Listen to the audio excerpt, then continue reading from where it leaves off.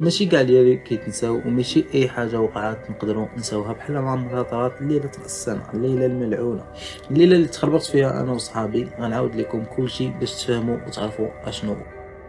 قبل ما نبدا نعرف لكم براسي هو الاول بعدا. معاد 25 سنه طرا لي هادشي وانا في العمر ديالي 23 سنه، وبالضبط في راس العام قبل من عامين دابا. كنت انا وجوج ديال صحابي اسامه وعلي، كان باقي النهار الاخر في داك العام هذاك 3 ايام بالضبط حابسين الخدمه حنا في ديك المده هذيك. لهاديك قررنا اننا نمشيو ندوزو هاد الليله في شي بلاصه ونحتفلوا ونفرحوا باش تبقى ذكرى زعما ما تنساش. وفعلا بقات الذكرى ما تنساش، بصح الاحتفال والفرحه ما كانوش. المهم وصافي كل واحد مشى كيوجد داكشي اللي غادي يحتاج وداكشي اللي غادي يدي معاه، وقررنا اننا غنمشيو نكريو في شي بلاصه اللي بعيده على بنادم باش ناخذوا راحتنا في كلشي. المهم جا داك النهار، نضنا الصباح بكري في اخر نهار في العام ديال 2020، بحكم كانت كورونا ويلا طلقوا الحجر الصحي وبقاو يخليو الناس يخرجوا، وجدنا داكشي اللي غنحتاجو الصباح بكري. جاوب الطوموبيل ديال علي ومعاه اسامه، كانت 7 ديال الصباح تقريبا. هبطت من الدار، حطيت داكشي اللي جبت معايا في الكوفر اللور وطلعت في المقاعد اللورانيه، سلمت عليهم بالسلام. صافي الدراري مشينا تحركنا، وشد علي بنا الطريق. الصراحه ما كناش عارفين انا واسامه بلاصه فين غادي نمشيو، حيت خلينا علي يتكلف، حيت قال لنا كاينه شي دار ولا ما عرفش ديال شي واحد في خوالو في وسط شي فيربا خارجه، المهم على فاس المدينه اللي ساكنين فيها حنا. فصافي كي سمعنا حنا بعيده على الناس وخاويه وما فيهاش صداع، خلينا له الموافقه. هادشي هضرنا فيه البارح وحنا غادي. اسامه قال له طلق لنا شي حاجه نتونسوا بها في الطريق. شغل الموسيقى ديال الشاب بلال، بحكم كنا كنتصنتو ليه. بقينا غاديين شي 2 سوايع ديال الطريق، وانا واسامه بقينا كنسولوه واش هادشي باقي بعيد ولا شنو. فيما كنا كنسولوه كيقولنا راه قربنا، وراكم عارفين ديك قربنا يعني راه باقي في الطريق اكثر من اللي ضربنا. المهم مورا ما زاد تقريبا شي ساعه من مور دوك 2 سوايع، واخيرا وصلنا. الصراحه فاش شفناها اول مره عجبتنا وعجبنا الحال في الاول، حيت كانت فيلا متوسطه، المهم ما كبيراش وما صغيراش، كانت كتوسط في وسط واحد الجرده، يعني المنظر اللي زوين. واخا داكشي ما كانش يعني متهلين فيه وما كانش متنقي لحقاش خالو ما كيجي لهاش كاع. المهم ديك الساعه كانت تقريبا شي 10 ديال الصباح وحنا باقيين بلا فطور. نزل علي جبد الساروت، حل ديك الباب اللي برا، دخلت الطوموبيل ديالو ونزلنا وردينا الباب ديال برا مورانا. تمينا داخلين 3 لحل الباب ديال ديك الفيلا هذيك. المدخل اللي كان لداخل يعني الباب ديال الفيلا بالضبط الدخلانيه كانت كتبان مزيانه، واخا فيها شويه ديال الغبره ولكن قاضيه غرض. اول حاجه اللي لاحظت هي دوك السطامي الغرابين اللي على ديك الارض المغبره، وبزاف ديال التصاور ديال الناس كبارين على الحيط. نسيت هذا الشيء من بعد ما قال لي علي اللي هاد التصاور هادو ديال جدودو وجدود ديال الوالدين ديالو. المهم صافي بدينا كنجمعوا داكشي ونحيدو ديك الغبره. خدمنا تقريبا هادشي هذا شي ساعه ديال الوقت. خرجنا دخلنا داكشي اللي جبنا معانا وحطينا داكشي كامل لداخل وبدينا نوجدوا الفطور. فطرنا المهم وريقلنا حوايجنا تما وخرجنا نكتشفوا برا زعما. بقينا كندورو في وسط ديك الجرده، مع كانت مكرفصه شي شويه وباينه فيها مده اللي طويله ما تسقاتش. بان لي واحد روبيني ومعاه التيو ديالو، التيو اللي طويل. قلت لهم علاش لا اجيو نسقيو هاد الجرده هادي ونجمعوا هادشي اللي فيها، لا بغينا نجلسوا فيها في الليل ولا شي حاجه. صافي ما قالوا والو، وبداو هما كيجمعوا داك الوسخ اللي فيها والورق الشجر وداكشي كامل اللي كاين تمايا. انا بقيت كنسقي فيها. المهم كملنا داكشي ودخلنا تغدينا من بعد ما وجد داكشي عادي، وحنا خلانا في الجدار كنسقيوها ونسقيو داكشي اللي كاين تمايا. جمعنا داكشي اللي كاين تمايا وخرجنا هاد المره هادي برا ديال الفيلا وشدينا واحد الطريق اللي جاي على اليمين ديال الفيلا. المهم مع الخرجه كيبان لك في اليمين ديال هاد الفيلا هادي مقابر، ولا يعني قبور اللي تما، يعني كاينين قبور اللي ماشي كثار بزاف، قبور جايين بين جوج فيلات. هاد الفيلا هادي اللي جينا حنايا ليها، والفيلا وحده اخرى جايه حتى هي حداها، حتى هي خاويه كتبان مهجوره ما ساكن فيها حتى شي واحد، باينه غير من الحاله المكرفصه ديالها. المهم بقينا كنتمشاو تما فتنا ديك الدار اللي خاويه، كاين شي ديور قلالين وبعاد شي شويه من هنايا. قال لنا اسامه يلا نمشيو نشوفوا شنو تما. انا قلت لهم حنايا باغيين نبعدوا على بنادم ماشي حنا نمشيو عندهم. قالوا لي لا يلا غير نمشيو نشوفوا. المهم يعني بقيت عليهم لا ما نمشيوش لا نمشيو ولا ما نمشيوش لا ما نمشيو. قال لي علي غير يلا نمشيو، واسامه تا هو قال لي يلا نمشيو. فصافي ما لقيت ما نقول، مشينا كملنا على داك الطريق اللي كنا غاديين فيها. وصلنا لدوك الديور تقريبا على حسب ما شفت كانوا شي 6 ديال الديور تما متباعدين بيناتهم شويه. والحاجه اللي غريبه لاحظت هي داك السكات الغريب في ديك البلاصه، كتسمع حتى شي حاجه تقريبا كتسمع السكات. لاحظت حاجه واحده اخرى هي ان الناس قلال اللي تما، شي 4 ديال الناس اللي بانوا لي كل واحد جالس قدام شي دار من دوك الديور 6. المهم انا كي شفت هادوك الناس كالشين يعني الناس اللي كبارين في العمر قلت لعلي وقول لي هادو جدودك وبقينا كنضحكوا. المهم هذه هي. قال لي لا ما عرفتش انايا ما عمري شفت اصلا هاد الناس هادو هنايا، ما عمري جيت لهاد البلاصه تقريبا يعني ملي كنت صغير. واحد من هادوك اللي جالسين تمايا قدام دوك الدور هز لينا يديه وشير لينا زعما باش نقربوا منه. قربنا سلمنا عليه قلنا السلام للبقيه وبقى ساكت. قال له علي واش عمي غير سمح لينا الا كنا تخطينا الحدود ديالنا معكم وما كتبغيوش لي يقرب منكم زعما. انا بقيت كنشوف وهو يهضر داك الراجل. قال له لا يوجد أي إزعاج. قلت له شكرا يا عمي ويلا الدراري نمشيو. قال لنا ما الذي أتى بكم إلى هنا وأنا ستبيتون اليوم؟ وكيهضر بهضره اللي مزروبه وبهضره اللي يعني لغه عربيه ماشي الدارجه. قال له خالد دار لديك الجهه ديال الفيلا اللي جالسين فيها. قال له غادي نباتوا في هذيك الفيلا راه هي، وشير له بيدو. قال ليه تتحدث بصدق، أتمنى ألا تزعجوا جيرانكم. انا ما فهمتش اخويا شنو كيقصد زعما بهاد الهضره اللي كيقول، وما عرفتش علاش اصلا كيتحدث بهاد اللهجه هادي. فالمهم ما درتش ما بغيتش نحكر بزاف. ودار عنده علي قال له شكون هاد الجيران ديالنا زعما. قال له ما ساكن حتى شي واحد في ديك الجهه تمايا. قال له أنا قلت هذا فقط، أتمنى ألا تفعلوا شيئا يزعجهم. صافي ما علي ما لقى ما يقول. قال لي علي شكون هادو اللي غادي نزعجو شكون هما؟ قال لي ليس لدي إجابة لهذا، اذهب. قالوا علي ولكن ما عرفناش قاطعوه ما خلاش يهضر. قال له اذهب. ما دمت لم أغير رأيي. انا درت عندهم يلا الدراري نمشيو صافي. والحاجه اللي لاحظنا هاد المره كي بغينا نمشيو ما كان حتى شي واحد من دوك اللي كانوا حدا دوك الديور هادو، ما بقى حتى شي واحد منهم. المهم تمينا غاديين راجعين وحنا كنفكروا في هادشي اللي قال شكون هاد الجيران وشنو هاد الازعاج هذا. المهم ما ارتاحيتش انا لهاد الهضره ولكن ما بغيتش نبين للدراري باش ما نخلعوهمش. قال لي يا اسامه واش هادشي اللي قال والطريقه زعما اللي هضر بها ما جاتكمش غريبه؟ انا بديت كنقول ما كاين والو، هادشي غير داك الراجل مسكين يعني كبير ولا يعني تيخرف اولا تيخربق. وانا اصلا شحال من حاجه بانت لي غريبه ملي جينا لهاد البلاصه هادي وملي بدينا داخلين لهاد الفيلا هادي. وزيد الهضره ديالو لهجه باش دوا معانا وحتى ديك المجموعه ديال الناس اللي كانوا معاه تمايا ودوك الديور الغريبه. المهم كملنا طريقنا قربنا للفيلا ولاحظت بحال شي واحد يعني كيشوف فينا من الداخل ديال الفيلا. وما بغيتش نقول للدراري بقيت كنشوف حتى اختفى داكشي بحال ما كانش كاع تما. وفاش دخلنا بانوا ليا نفس لاطراس ديال الاقدام الغريبه اللي شفت في الاول. فاش جينا هادشي عاد نظفنا الدار وكاع ما كانش بقى من داكشي هذاك حتى شي حاجه ونظفناها كامله زعما. المهم كان الاذان ديال المغرب قريب، الدراري بجوجهم تقريبا ما كيصليوش. صليت وانا كنصلي وكنقرا بعض من القران كنسمع في ودني حبس دابا حبس وانا كملت صلاتي وكيبان لي بحال شي واحد مراقبني وما قادش يقرب مني. المهم تما انا تخلات قلبي بقى كيضرب. ساليت الصلاه سلمت ونضت مشيت عند الدراري قلت لهم فاش كنت كنصلي شنو سمعت وها الحاجه اللي حسيت بها وها شنو بان ليا. فصافي انا رد عند الدراري وقلت لهم عيط نخبي باش ما نخلعهمش باش ما نخربش كما قلت لكم هاد الخرجه اللي خارجين حنايا. بقاو كيضحكوا عليا راه غير كيتهيأ ليك راه غير كتخيل ليك وانا متاكد باللي شي حاجه ماشي هي هذيك. المهم بقينا جالسين صافي بغيت ننسى داكشي ما بقيتش كنفكر في داكشي بزاف. بقينا جالسين تقريبا تقرب الاذان ديال العشاء وانا حسيت بنفس الاحساس اللي حسيت في وقت المغرب بلي شي واحد كيراقبني اولا كيراقبنا حنا كاملين. المهم انا داك الاحساس اللي حسيت به ماشي عادي ومتاكد بانه ماشي عادي. صافي بدا كيأذن الاذان ديال العشاء. قلت للدراري انا غادي نمشي نتوضا باش نمشي نصلي. نضت وانا غادي للحمام باش نتوضا كانت شويه الظلمه ما عرفتش. المهم ثاني بان لي بلي نفس الشخص اللي كان كيطلع عليا من برا ديال الفيلا ولا من برا ديال الجرده وكان كيبان هاد المره كيطلع من نفس السرجم ولكن من البرا ديالو بنفس الملامح. مشيت نشعل الضوء، طليت ما لقيت حتى شي واحد.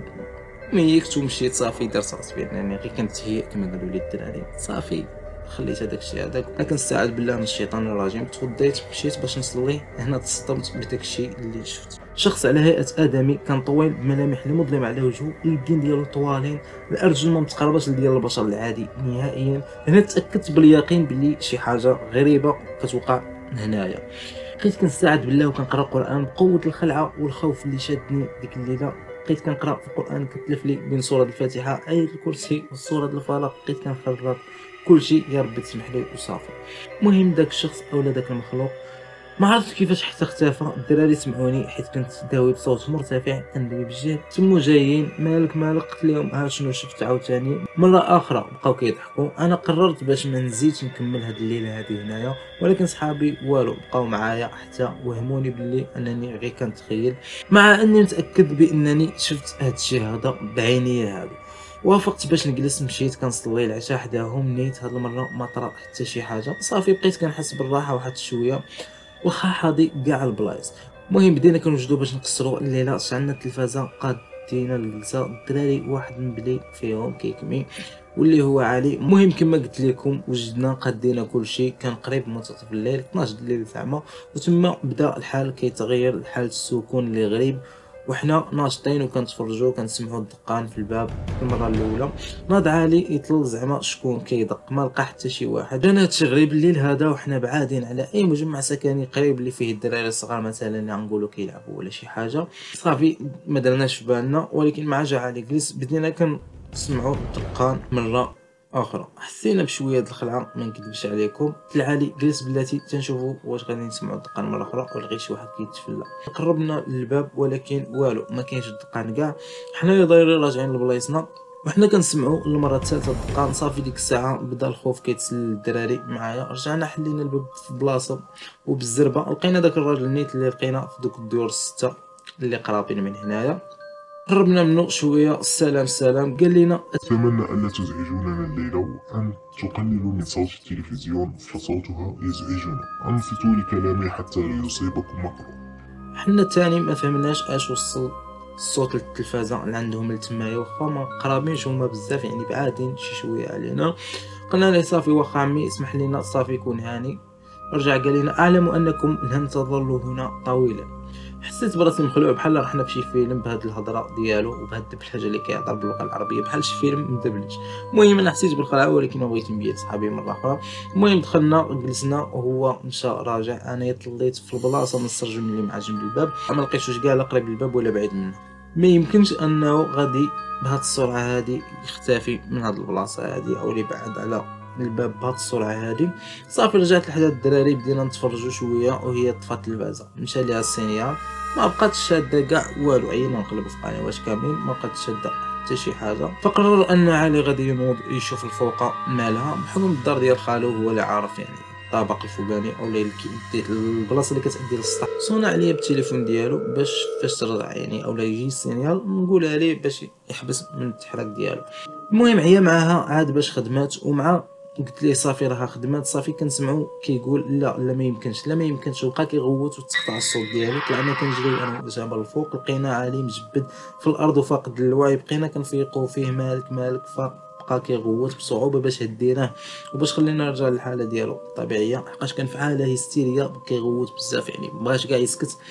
المهم حنايا هبطناه هزيناه هبطناه لتحت، جلسناه في بلاصتو فين ما كنا جالسين، قلنا ليه مالك، وعاد بدا كيهضر باللي شاف بزاف من المخلوقات الغرابين نفس المواصفات اللي قلت لهم. بقينا كنقولوا ليه نكملوا غير هاد الليله ونمشيو بحالنا. هو والو قال لك لا والو ما نزيدوش نجلسوا ما نزيدوش نكملوا هاد الليله هنايا. ولكن ما لقيناش كنديروا نمشيو في هذاك الليل هذاك يعني. صافي قررنا اننا غادي نجلسوا نكملوا غير الصباح الحال وصافي. اتفقنا هكا، رجعنا هبطنا لبلايصنا. تفكرنا الهضره ديال داك الراجل كبير مقسوم من التلفازه وما نزعجوهمش باش ما يوقع والو. هنا انا ظنيت باللي كيقصد الجن، هما الجيران ديالنا زعما معنا في الدار وغادي نتاكد باللي هضرتي بصح. المهم ما بغيتش نقول للدراري تاني هادشي هذا اللي كيدور في راسي. المهم مشينا جلسنا نقصنا التلفازه بدينا كناكلو. اسامه غادي يسخن الماكله بحكم بردات فاش طلعنا نصيفو السنينيال. كنا كنتسناو التلفازه باش تريقل. المهم صافي واحد شويه كنتسناوه باش يرجع، سمعنا الغوات ديال اسامه خارج من الكوزينه، حنا ضنا كنجريو باش نشوفو مالو، بان لينا خارج كيجي من تماك. مالك؟ قال لنا شاف شي وحدين جالسين في الجرده وكيشوفوا لجهته، الوسط ديالهم جوج ديال الناس، مراه وراجل بملامح ما بايناش، عيون متوسطها السواد، المرة شعرها مطلوق وكيشوفوا لجهته الكوزينه فين كان هو. المهم رجعنا انا وعلي كنطلو ما لقينا والو، بقينا جالسين تما ومخلوعين الصراحه وجالسين بالسيف نكملوا غير ديك الليله. تما رجعنا جلسنا بقينا كنقراو القران وبدينا كنسمعوا الدقان مره وجوج وثلاثه، والو ما قد حتى واحد ينوض فينا من بلاصتو. بقينا جالسين الهضره الفوق بقات كتسمع لينا من الفوق ديال الفيلا من الطابق الثاني، الضواو بداو كيشعلوا تمايا، كنسمعوا الدقان والطبول، ولتحت كاين السواد، حنا فين ما جالسين كاين الظلام يعني مضوي غير داك الضوء ديال القمر، بحكم ما قد شي واحد ينوض يشعل لا ضوء ولا حتى شي حاجه، هي التلفازه اللي كانت قدامها بدون صوت، كنا ناقصين لا الصوت. فصافي بقينا كنسمعوا من الفوقه صوت الموسيقى، وبقاو يبانوا لينا شي اشخاص نازلين من الفوقه على هيئه البشر، رجال ونساء ودراري صغار، والضواء داك الطابق اللي حنا فيه ولا عامر بالناس ولا مضوي بزاف، يعني ما بقاش غير القمره اللي مضويه فيه. المهم ما فهمناش كيفاش هادشي هذا كيفاش طرا. حنا بقوه الخلعه بقينا شادين براسنا ومسمرين بقوه الخلعه، حتى شي واحد ما قدر ينوض. اسامه ما عرفتش كيفاش حتى ناض محدانا، قال لك باغي يهرب، ما عرفتش انا شنو كان كيدور في راسو، ما عرفتش كيفاش ناض محدانا وكيفاش درع حتى ناض محدانا. المهم مع حل الباب تسمعت ضربه بحال صرفعوا اولا صرفقوا شي واحد. انا بقيت كنشوف كنقول له لا اسامه علاش نطي، علاش نطي اصلا، علاش نطي؟ فقال لي علي ما نتحركوش من هنايا. فصافي بقينا جالسين انا وعلي تمايا، وهو بقى تمايا طايح حتى الباب، ما ولاش ناض كاع، ناض ديك الليله. فالمهم مع فاش حل الباب بقى كيبان لنا داك الراجل هذاك جالس برا ديال الفيلا اللي حنايا فيها، والناس اللي كانوا تمايا جالسين كيشطحوا وطالقين موسيقى، وشي واحد ما رد البال لصاحبي اللي ناض وطاح تمايا بحال كاع ما طرات حتى شي حاجه من هادشي هذا، وما شايفيناش حنا وما ديناش فينا حنا كاع. بالنسبه لنفس الراجل اللي قلت لكم كان واقف برا وكيشوف فينا وحنا جالسين خايفين وكيضحك، ديك الضحكه كتخلع الصراحه. ولاحظت الرجلين ديالهم كيخليو نفس الاثار اللي شفت انا في الجينا لهنايا في الصباح. تاكدت باللي هادو ماشي انس عاديين، باللي جن اولا شياطين، ما قدنيش التفكير ديالي باش ناكد هادشي هذا. المهم بقينا خايفين تمايا انا وعلي، ما بديناش نتحركوا، بقينا جالسين وكنشوفوا اسامه اللي بقى مجبد لمده شي ساعه تقريبا من مور ما بقى هو طايح تمايا. وحنا على هذا الحال هذا ترفع الاذان ديال الفجر مع التليفون ديالي، بحكم ما كاينش هنا مساجد اللي قرابين زعما. المهم اختفى كل شيء بحال ما كانت حتى شي حاجه، بحال ما كانت حتى شي واحد هنايا، الضوء ما كاينينش، ديك الموسيقى اللي كتطلق ما بقاتش، دوك الناس او دوك الجن كاملين اللي كانوا حدانا ما بقاوش. وهنا تاكدت باللي 100% جن ولا شياطين، يعني ما عاد ترفع الاذان في التليفون ديالي ما بقات حتى شي حاجه. نضنا انا وعلي مشينا عند اسامه قاصدينو، عينا نفيقوا فيه والو، عينا نهضروا معاه ما بقاش يفيق كاع، هزيناه درناه في السياره في المقاعد اللور ديالها. طلع علي، طلعت انا حدا عيا ما يديماري فيها والو، ما بغاش يديماري. بلنا نفس الراجل واقف من بعيد كيضحك بنفس الضحكه، وانا متاكد باللي حتى هو ماشي من البشر، واكد لي هذا الشيء طريقه الهضره ديالو بهذيك اللهجه اللغه العربيه اللي كان كيهضر معنا بها البارح. تاكد انه في ديك الوقيته اللي جعلنا كنفايت منتصف الليل، متاكد ان داك الصوت ما غاديش ديال التلفازه ولا ديالنا حنا، ما غاديش توصل عنده حتى لدوك الدور اللي كان فيهم هو، اولا هو وديك العائله ديالو، اولا هو ودوك الناس اللي كانوا تما. انا تاكدت باللي حتى هو ماشي من البشر عادي. وفجأة وقف علينا واحد الشخص بدراجة نارية، وقفنا منه الصراحة، نزل عندنا وانا كنشوف ليه غير في رجليه بقوة الخلعة. بدا كيطلع الصباح ديك الساعة، بدا كيضوى الحال، قال لنا مالكم، ياك ما حصل لكم شي حاجة، واش نقدر نعاونكم؟ ومن بعد اكتشفنا باللي هو ميكانيك. قال لنا شنو كديروا هنايا، وهو كيصايب لينا في الطوموبيل اللي جينا بها اللي ما بغاتش ديماري. وحنا بدينا كنعاودوا ليه كلشي اللي طرا معنا من الساعة اللي جينا لهنايا البارح في الصباح. قال لنا كلشي كيقول على هاد الفيلات بجوجهم مسكونين، حيت حداهم هاد المقابر ولا ما عرفتش بالضبط. المهم ما كيتجرأ حتى شي واحد انه يقرب منها. وانا في الاول حساب لي نتوما ماشي بشر، بقيت كنقرا في القران ملي ما طرا والو، وعاد قررت بانني نسولكم مالكم. وبالنسبه للراجل اللي قلتوا لي وسته ديال الديور اللي تماك، وهنايا حنا تصدمت انا وعلي. صدمت بهاد الهضره اللي يقولوا لنا دابا. قال لنا تما كاين 6 ديال المقابر متفرقين، ما بغاوش يدفنوهم في وسط المقابر هنايا، حيت كانت عائله كتكون من 6 الافراد، الاب والام والجد والجده وجوج ديال الاولاد. كانوا عائله معروفين بالسحر، وكيجيو عندهم بزاف ديال الناس من جميع البلايص باش يقضيو لهم شي اغراض سحريه، وهذا شرك واعوذ بالله من هذا الشيء هذا.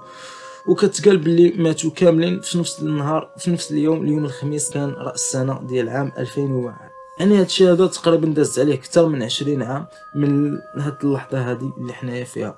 وفي ديك القريه اللي كانوا فيها ما بعيداش من هنايا بزاف، والناس اللي فيها قرروا باش يدفنوهم بعيد عليهم ومعزولين على باقي القبور او باقي المقابر اللي هنايا.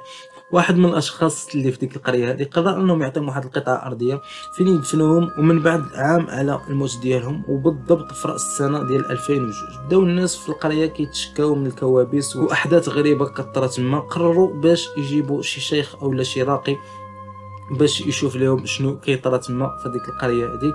ومن بعد بزاف ديال المحاولات جابوا احسن اللغات واحسن الشيوخ لتمايا، واي واحد كيجيبوه كيقول لهم نفس الهضره، كيقول لهم من الاحسن انكم تخويو من هنايا. داكشي اللي داروا خواو القريه وكل وفين مشى. شي ناس منهم جاو عندنا القريه ديالنا في ديك الوقت وسكنوا تما كاين معانا في القريه ديالنا فيما ساكنين حنا دابا.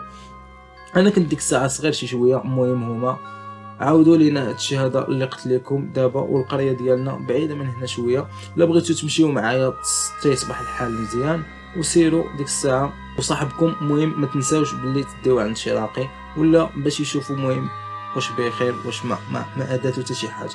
سلام تصليح السياره ديال علي وخدمات. شكرا تاسفنا على اننا ما غاديش نقدروا نمشيو معاه للقريه باش نقول جماعه. قلنا ليه حنا راه باغيين غير نخويو من هنايا. المهم حنايا خاطرنا مخلوعين ما قادين نثيقوا في حتى شي واحد من هنا الفوق، وباخص في هذيك البلاصه هذيك اللي عشنا فيها هذا الرعب كامل وهذا الشيء كامل اللي عشنا في هذه الليله هذه. فصافي تما شكرنا. كانت طويله هاد الطريق هذه اللي بدينا غاديين فيها هاد المره اكثر من اللي جينا البارح ضربنا فيها 3 سوايع تقريبا. هاد النهار هذا ولا هاد الصباح هذا فتنا 5 ولا 6 ديال السوايع ديال الطريق. ما عرفتش كيفاش وما عرفتش كيفاش طرا هادشي، ولكن المهم هادشي اللي طرا معانا.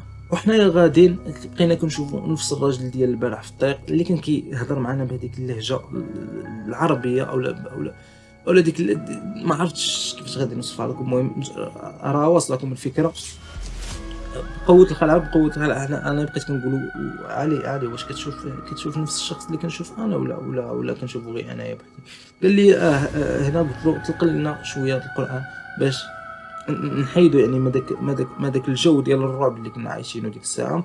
مع طلق صوره ديال البقره زاد فيها شي شويه، وتما بدا كيفيق اسامه والحمد لله ما كان به والو، وهضر معنا ولكن ما عقلش على شنو وقع البارح بالمره.